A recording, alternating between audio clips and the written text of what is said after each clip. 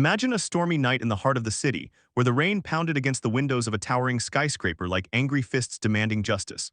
At the top floor in a lavish office that screamed power and isolation, sat Alexander Voss, the millionaire CEO of Voss Industries, a man whose empire was built on ruthless decisions and unbreakable ambition. He was alone, staring at financial reports that promised even more wealth, when a faint knock echoed through the door. It was so soft, so out of place in his world of boardrooms and billion-dollar deals that he almost dismissed it as the wind. But then it came again, persistent, desperate. He opened the door and there stood a little girl no more than 8 years old, drenched from head to toe, her eyes wide with terror and tears mixing with the rain on her cheeks. "They hurt my mom," she whispered, her voice trembling like a leaf in the gale. "She's dying." Alexander stared in shock, his world tilting on its axis. What followed would change everything he thought he knew about power, compassion, and the fragile threads that connect us all. Hey everyone, if that hook grabbed you, and I know it did, hit that like button right now to show some love for stories that touch the heart. And if you haven't subscribed yet, smash that subscribe button and turn on notifications so you never miss another tale of hope, heartbreak, and humanity. Your support keeps these stories coming, and trust me, this one's going to stay with you long after it's over. Now let's dive into the full story. Alexander Voss wasn't always the cold, calculating tycoon the world saw him as. Born in a small town to hardworking parents, he had clawed his way up from nothing, building Voss Industries into a conglomerate that dominated manufacturing from chemicals to machinery. But success came at a cost: long hours, broken relationships, and a heart that had grown armored against emotion. His wife had left him years ago, taking their son with her, accusing him of loving his empire more than his family. He hadn't argued. Deep down, he knew she was right. Now at 52, he lived in a penthouse that felt more like a museum than a home, surrounded by luxury but starved of connection. That night, as the little girl stood shivering in his doorway, Alexander's first instinct was to call security. Who was this child? How had she gotten past the guards in the lobby? But something in her eyes stopped him, a raw, unfiltered plea that pierced through his defenses. Her name was Lily, she said, and her mom was Emma, a single mother who worked in one of the factories on the outskirts of town. "They hurt her," Lily repeated, her small hands clutching a crumpled photo of a woman with kind eyes and a weary smile. "The bad men at the big building, the smoke and the chemicals, it made her sick. Now she's in the hospital and the doctors say she might not wake up." Alexander felt a chill that had nothing to do with the rain seeping into his office.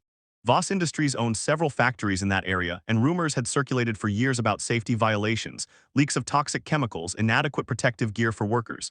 He dismissed them as union propaganda, signing off on reports that assured him everything was compliant. But looking at Lily, he couldn't ignore the possibility. "Come inside," he said gruffly, leading her to a chair by the fireplace. He wrapped her in his coat, the one his ex-wife had given him on their last anniversary, and called for hot chocolate from the night staff. As Lily sipped it, her story poured out like the storm outside. Emma had been a line worker at the chemical plant for 5 years, ever since her husband died in a car accident, leaving her to raise Lily alone. The pay was decent, but the conditions were harsh: fumes that burned the throat, spills that weren't cleaned up properly, and management that turned a blind eye to complaints. A few months ago, there had been an incident, a pipe burst, releasing a cloud of hazardous vapors. Emma had been exposed the worst, inhaling the toxins while helping her coworkers escape. At first, it was just coughing, fatigue. Then the diagnosis: acute chemical poisoning leading to organ failure. The hospital bills were mounting, and without insurance cut by the company to save costs, Emma's life hung by a thread. "The doctors say she needs special medicine," Lily said, her voice breaking. "But we can't afford it, and the bad men said it's not their fault." Alexander's mind raced. He knew the plant manager, a loyal underling who'd assured him the incident was minor. But now doubt crept in. He picked up the phone and dialed his assistant, demanding files on the factory incident. While waiting, he talked to Lily, learning about her life, the tiny apartment they shared, the bedtime stories Emma read every night, the dreams Lily had of becoming a doctor to help people like her mom. It was all so ordinary, so human, and it stirred something in Alexander he thought long dead: empathy. When the files arrived via email, he scanned them quickly. Buried in the fine print were admissions of negligence, cost-cutting measures that skipped safety protocols. His signature was on the approval. Guilt hit him like a freight train. The next morning, Alexander drove Lily back to the hospital, her small hand in his as they navigated the sterile halls. Emma lay in the ICU, hooked to machines that beeped ominously, her face pale and drawn. Lily climbed onto the bed, whispering, "Mommy, I found help. This man is going to fix it." Alexander met with the doctors, learning the grim prognosis. Without an experimental treatment costing hundreds of thousands, Emma wouldn't survive the week. He wrote a check on the spot, covering everything, but it felt hollow. Money couldn't erase the pain his decisions had caused. As days turned into weeks, Alexander found himself drawn into their world. He visited the hospital daily, bringing toys for Lily and flowers for Emma, who slowly began to respond to treatment, but challenges loomed large. The media caught wind of the story, a little girl confronting a CEO, and it exploded. Protests erupted outside Voss Industries demanding accountability for worker safety. Shareholders panicked, stocks dipped. Alexander's board pressured him to deny involvement, to sue for defamation. It's bad PR, they said, cut ties with the family. But Alexander couldn't. For the first time, he saw the human cost of his empire. Internally, he battled his own demons. Memories of his own mother, who had died young from overwork in a factory not unlike his own, resurfaced. He'd vowed to escape that life, but in doing so, he'd perpetuated the cycle. One night, alone in his office, he broke down, tears streaming as he confessed to his empty room. The next day, he called a press conference. "I take full responsibility," he announced to flashing cameras. Voss Industries failed its workers. "We're implementing immediate reforms, better safety gear, full health coverage, and an independent audit." The crowd murmured in surprise, but it wasn't enough for Alexander. He visited the factory personally, firing the negligent manager and promoting a whistleblower who tried to warn him. Meanwhile, Emma's recovery was a roller coaster. There were setbacks, fever spikes, organ stress that tested everyone's resolve. Lily, staying with a neighbor, would call Alexander in tears, begging him to make mommy better. He hired a tutor for her, ensuring she didn't fall behind in school, and shared stories of his own childhood to comfort her. A bond formed, unlikely and profound. Emma, awakening gradually, was wary at first. "Why are you helping us?" she asked weakly one afternoon. Alexander hesitated, then told the truth. "Because I see my mistakes in your pain, and because your daughter reminded me what it means to fight for someone you love." But the road wasn't smooth. A lawsuit from former workers surfaced, naming Alexander personally. His lawyers advised settling quietly, but he insisted on facing it head-on, testifying about the changes he'd made. The trial was grueling, with testimonies from families shattered by similar incidents. Alexander listened, absorbing the anger, vowing internally to make amends. In a twist, Emma testified on his behalf, speaking of his genuine remorse and the life he'd saved. The judge ruled in favor of compensation, but praised Alexander's reforms as a model for corporate responsibility. As Emma grew stronger, discharged from the hospital with a clean bill of health, the trio celebrated with a simple picnic in the park, something Alexander hadn't done in decades. Lily laughed freely, her innocence restored, while Emma and Alexander shared quiet conversations about second chances. He offered her a job in the company's new safety division, which she accepted, bringing her first-hand experience to prevent future tragedies. Yet the biggest challenge came from within. Alexander's son, estranged for years, reached out after seeing the news. "Dad, is this really you?" he asked over the phone. Their reunion was tearful, bridges rebuilt over shared regrets. Alexander realized that true wealth wasn't in bank accounts but in relationships mended and lives touched. Months later, as the storm of scandal subsided, Voss Industries thrived under a new ethos of ethics over profit. Alexander stepped down as CEO, founding a foundation for worker rights, with Emma as co-director and Lily as the honorary inspiration. The little girl who knocked on his door had knocked down walls he didn't know existed. And so, in the end, what started as a desperate plea became a beacon of hope. Remember, friends, one act of courage can change the world, whether it's a child's knock or a tycoon's awakening. If this story moved you like I know it did, give it a thumbs up and subscribe for more tales that remind us of our shared humanity. Share your own stories of kindness in the comments below. Until next time, keep believing in second chances. The rain had finally stopped that fateful night, but for Alexander Voss, the real storm was just beginning. As he sat with Lily in his office, waiting for the hot chocolate to arrive, he couldn't shake the image of her tiny frame against the vastness of his corporate kingdom. She fidgeted with the photo of her mom, tracing Emma's face with her finger as if willing her to come alive. "Mommy works so hard," Lily said softly. "She makes sure I have food and clothes even when she's tired. But now she's all alone in that cold room with beeps and tubes."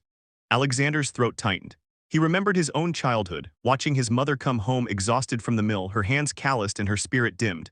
He'd promised himself he'd never let that happen to anyone he cared about, but here he was, complicit in the suffering of strangers who were just like her. When the assistant brought the drink, Lily sipped it gratefully, her eyes lighting up for a moment at the warmth. Alexander used the time to dig deeper into the files. What he found horrified him: emails from supervisors downplaying the chemical leak, budget cuts that eliminated safety training, and even a memo he'd signed authorizing the use of cheaper, riskier materials to boost quarterly profits. It was all there in black and white. His ambition had poisoned lives. "Lily," he said gently, "tell me more about your mom. What does she like? What makes her happy?" The girl perked up, describing Emma's love for baking cookies on Sundays, reading fairy tales, and dreaming of taking Lily to the beach one day. Simple joys worlds away from Alexander's life of private jets and gala dinners. Deciding to act, Alexander arranged for a car to take them to the hospital immediately, despite the late hour. The drive was silent at first, the city lights blurring through the rain-streaked windows. Lily leaned against him, exhausted, and he felt an unfamiliar protectiveness surge through him. At the hospital, the night nurse eyed them suspiciously, a disheveled millionaire and a soaked child, but allowed them in. Emma's room was dim, the only light from the monitors casting eerie shadows. Lily rushed to her side, climbing carefully onto the bed. "Mommy, wake up, I brought a friend." Emma didn't stir, her breathing shallow under the oxygen mask. Alexander spoke with the on-call doctor in the hallway, learning the details. The toxins had damaged her lungs and kidneys irreparably without intervention. The treatment involved a rare drug cocktail imported and exorbitantly priced, plus ongoing dialysis. "She's a fighter," the doctor said, "but time is critical." Alexander didn't hesitate. "Send me the bill, all of it." But as he watched Lily hold her mother's hand, he knew money was just the start. He needed to fix the root cause. The following days blurred into a whirlwind. Alexander canceled meetings, delegating to his VP, and focused on the family. He hired a private nurse for Emma and arranged for Lily to stay in a nearby hotel suite with a caregiver, but the girl insisted on being at the hospital. "I can't leave her," she said stubbornly. To distract her, Alexander brought board games and books, sitting awkwardly on the floor as they played. Through these moments, he learned about their struggles. Emma's late husband had been a mechanic, killed in a hit-and-run, leaving debts that forced her into the factory job. No family to help, just each other. Alexander shared bits of his story too, his rise from poverty, the loneliness at the top. "I thought success meant never needing anyone," he admitted. Lily looked at him wisely beyond her years. "Mommy says success is having someone to share it with." News leaked as it always does. A reporter spotted Alexander at the hospital, and by morning headlines screamed, "CEO's secret mercy mission, millionaire saves dying worker." The board called an emergency meeting. "This could ruin us," the chairman barked. "Admit nothing, spin it as charity." Alexander refused. "We're owning this, schedule audits for all plants." Protests grew, workers sharing stories of ignored complaints. One evening, a group confronted him outside the hospital, signs reading "Voss kills." He faced them, listening without defense. "You're right," he said, "and I'm changing it." Emma's condition worsened before improving. An infection set in, spiking her fever to dangerous levels. Doctors rushed in, Lily sobbing in Alexander's arms. "Don't let her go," she begged. He held her tight, whispering promises he hoped he could keep. That night he stayed vigil, reflecting on his life. His ex-wife's words echoed, "You're building walls, Alex, not bridges." For the first time he called her, apologizing for the past. "I've met someone who showed me what matters," he said, telling her about Lily. Miraculously, Emma pulled through the crisis. As she regained consciousness, her first words were for Lily. Mother and daughter reunited in tears, Alexander stepping back to give them space. But Emma beckoned him. "Thank you," she whispered. "But why?" He explained everything, the guilt, the awakening. "Your daughter saved more than you, she saved me." Reforms at Voss Industries rolled out swiftly. New protocols, higher wages, anonymous reporting lines. Stocks rebounded as public opinion shifted, praising the reformed CEO. The lawsuit proceeded, but Alexander settled generously, establishing funds for affected families. Emma, fully recovered, joined the team, her insights invaluable.